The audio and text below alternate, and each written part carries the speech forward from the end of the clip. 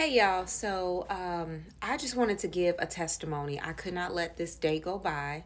Today is January the 14th, 2024, and this marks the 20th year anniversary that God saved my life again um, via snatching me out of ICU. I got into a terrible car accident probably about 8 a.m.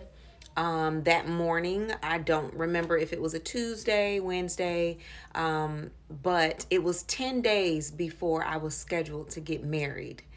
I was headed into work and I was talking on the phone to my now husband, and I slid on some black ice coming around the curve.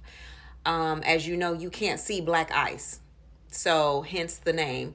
And I hit the underpass column, that holds up the bridge. You're going under the underpass, but it's because it's holding up a bridge. Well, there are columns there. And as I was coming around the curve, I slid on black ice and my car, driver's side forward, hit the column that's holding up the underpass. And I he says that as I was on the phone with him, I said, Jesus. And as that was happening, the phone tumbled in the car and I hit the underpass. And the next thing I remember is being taken into the and ambulance.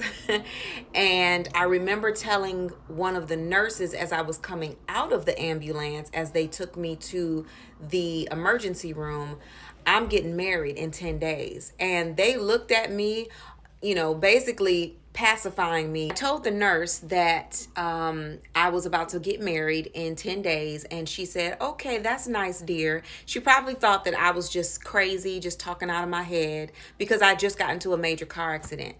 And so the next thing I remember is being in the hospital, and I had a concussion, of course. So as they were scanning me, doing brain scans, they told me, you may feel nauseous. If you need to throw up, just go ahead and throw up. And yes, I did. I did throw up because of the concussion. And I'm trying to think of the little pockets of memories that I have. But long story short, is the one thing that I absolutely remember after being admitted into the ICU and I'm laying in the hospital bed. I remember all of these hands that were being laid upon me. And I know that it was my father, my dad, my uncle, who was a pastor at that time, and it was my future husband. He had driven all the way from Chicago to my hometown, and my future father in law. And I remember feeling those hands on me, praying for me.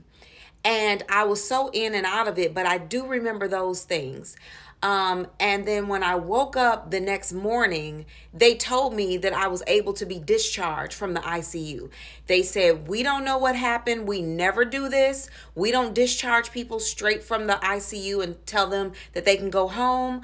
But somehow or another, you are well enough to go home. Just take it easy for the next few days." Now, that right there is a miracle. I do remember that and I have a slight scar that's still here that's kind of visible. Don't know if you guys can see it. But on my honeymoon, I was still picking glass out of my scar. It had not fully closed up. There were stitches there, but as your body rejects things. So there was still glass from the windshield in my skull. I had a fractured eye socket, a fractured skull, and I had bloodshot eyes. On my wedding pictures, I have bloodshot eye. But I told them, don't edit it out, because this is my testimony and I'm going to keep it. God preserved me, and he allowed me to marry the man who I would then go on to have two children by.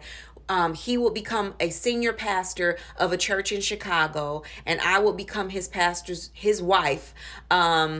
And help him in ministry all these years. So it is now 20 years later, and I have to give all glory to God, because even though I almost died that day, God saw fit to bring me out of that. And not only bring me out of it, but bring me out of it where I could then still get married 10 days later and be the mother and the wife that I am today, to be the professional woman that I am today, to be all that I am to the people in my life that I am today. And it's because he's a healer. So if you don't believe anything else, know that Jesus is a healer. He will heal you. He will hear your prayers.